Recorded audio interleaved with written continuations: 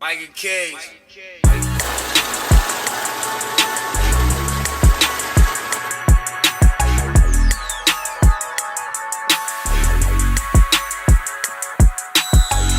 I ain't change up, I got my change up. I bought a Beamer and a Jag in the same month. I've been hustling niggas mad cause I came up. I've been hustling niggas mad cause I came up. And I ain't change up, I done came up. I bought a Beamer and a Jag in the same month. I've been hustling niggas mad cause I came up. I've been hustling niggas mad cause I came up. What's happening with it, y'all?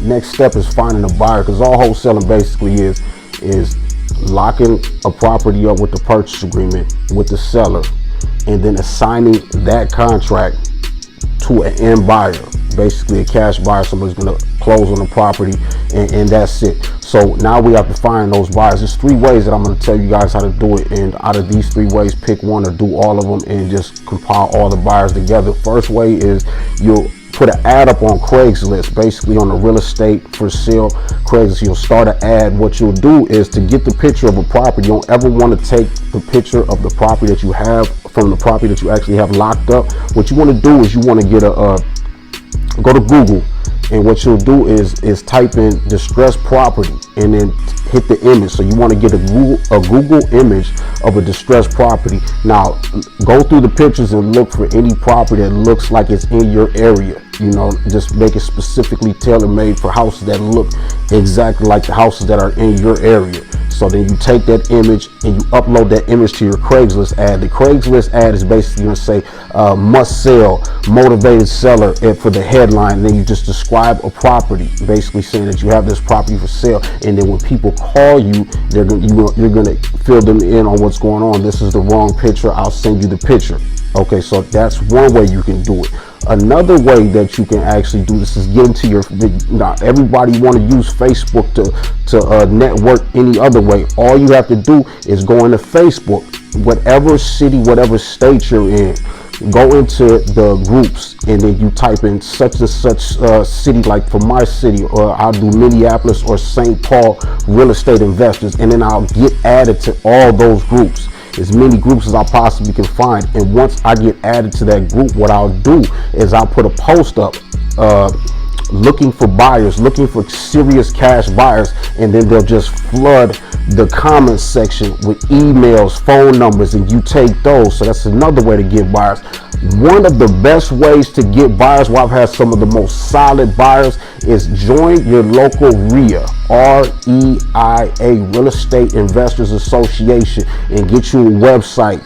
On that, get you a website. Within that website, they're basically going to give you a platform where you can post properties that you have for sale, and that's why I get a lot of quality buyers. So you want to become, remember, if you're going to be serious about wholesaler in real estate, period, this is one of the best places to network and meet people that have been doing this, is your local REIA. So those are the 3 ways that I will really do that. So what you want to do is, you know, once the calls start coming in, you just you have to vet people. You have to make sure these are serious cash buyers. What you do is you ask questions like, how soon can you close on this property? If you know, what time frame are you looking at? And you don't want to you don't want to steer them. You want them to directly answer you, because if you're kind of steering their answer to what you want to hear, then that's what they're going to say. So you just kind of throw it out there. How long okay, let's say the property, you know, the title company establishes clear title. How soon after that can you close on this property? You want to listen for the words that week. The next couple days, as soon as we get a clear title, I can close. Because you're going to get people that say, well, it's going to take me 30 days, because these might be other people that are trying to find buyers themselves. So you want direct buyers, people that can close immediately. So that's what you're looking for. And then once you do that, once you nail down your buyers, what you will do is you'll send them the pictures. And you want to make sure you tell them, because what you're going to do after you send them the pictures is you're going to line up a time to go see the property with the seller. So if you possibly could, which is the best case scenario, is with the seller, once you got the purchase agreement in place, if the property is vacant, what you want to do is get a lockbox on it, so you can go there anytime.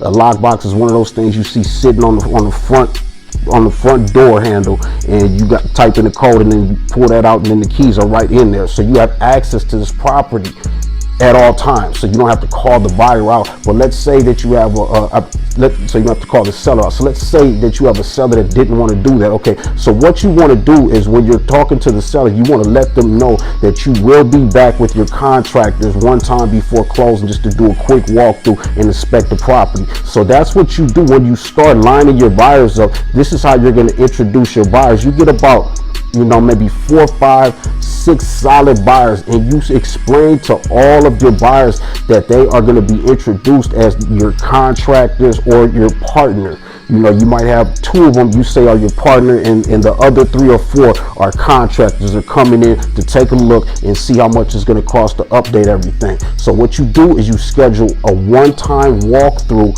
with the seller. You have the seller meet you over there if they're not willing to put the lockbox on there, so you have access anytime to the property. You walk your buyers through there one time. You explain to all your buyers, do not ask the seller anything. You go, you look, we will talk later. Okay, you go, you look, you leave, we'll talk later, and we'll just figure out who wants it the most, who's the most serious about this property. So that's all you're going to do. And how you explain this. Okay, now one other thing, in case you haven't looked at any of the other videos and you don't know how to get your profit off of this deal. Now basically what you're going to do, let's say you have the property, the purchase agreement is for $150,000. Okay, now let's say the ARV after everything gets fixed up is about $250,000. So but it's going to take about maybe $30,000-$40,000 worth of work. So they're in it for $190,000. So let's say whoever buys this is going to have to put $40,000 in. You know, it's going to take some work. So then they're in it for $190,000. Okay, all you want to do is get $10,000 for your assignment fee. So basically what you'll do is you'll tell them, okay, I have a property. When they're calling back from any way that you got on the Craigslist, the REI website, or the Facebook group, when they call in, you tell them you have a property for sale for $160,000. Okay, it's going to need about $40,000 worth of work. The ARV, which is the after repair value, after they put the work in, it's going to be worth $250,000. Okay, now that gives them a $50,000 spread. Okay, I don't think anybody's gonna have a problem with you making $10,000 and then making $50,000 after you explain it. So let's say they say, okay, good, 160 is good. Okay, once you find the exact buyer that you want to go with, this is what you tell them. Okay, listen, this is going to be what you call a wholesale deal. I'm going to assign the rights of the purchase agreement to you. I have the property and the contract for $150,000. Now I'm going to sign the rights of the contract over to you for $10,000. So you're in it for $160,000. You're going to put $40,000 in, and you're going to be all in for $200,000.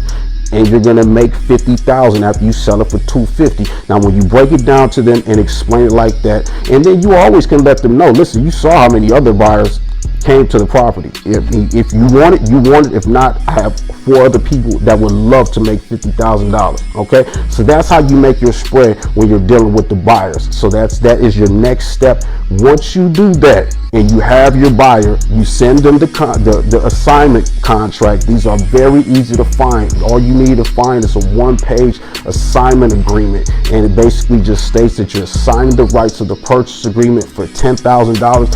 And what you want to make sure you do, you want to get away from putting earnest money down when you're dealing with your sellers. You know, the least as possible. I put as little as $10 down on the purchase agreement just to, you know, be able to lock it in. You have to put something down. You know, now I may put a little bit more to let them know that they're serious. But what I always do, and I still do this to this day, because if I have a buyer lined up, I'm going to at least tell them I need $3,000 in earnest money. Earnest money is always going to be a part on your assignment agreement or any purchase agreement. It's going to say EMD, earnest money deposit. This is non-refundable. You want to make sure they know this is non-refundable. So let's say that, you know, you get a buyer and all of a sudden at the last minute they back out, but they have the $3,000 deposited at a title company, which is going to be the next step. We're talking about selecting a title company, and the deal is over with. We're almost done.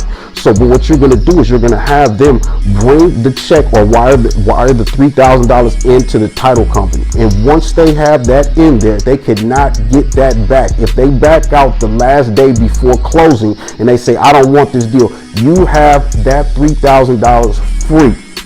They cannot get it back, and you should have some type of verbiage, something in your contract that says this is non-refundable. So that's everything you want to do with the buyer. You find the buyer, you send them the assignment agreement, and you make them wire or drop a check off for at least $3,000 for the earnest money deposit, so you know that they're very serious about moving forward. And if they don't move forward, they lose that $3,000. So that's it. That's the next step. We are almost home. Now you have a purchase agreement in place, you have an assignment agreement in place, and you have $3,000 that even if this person backs out at the last minute, at least you made that. So at least I've showed you how to make $3,000 so far.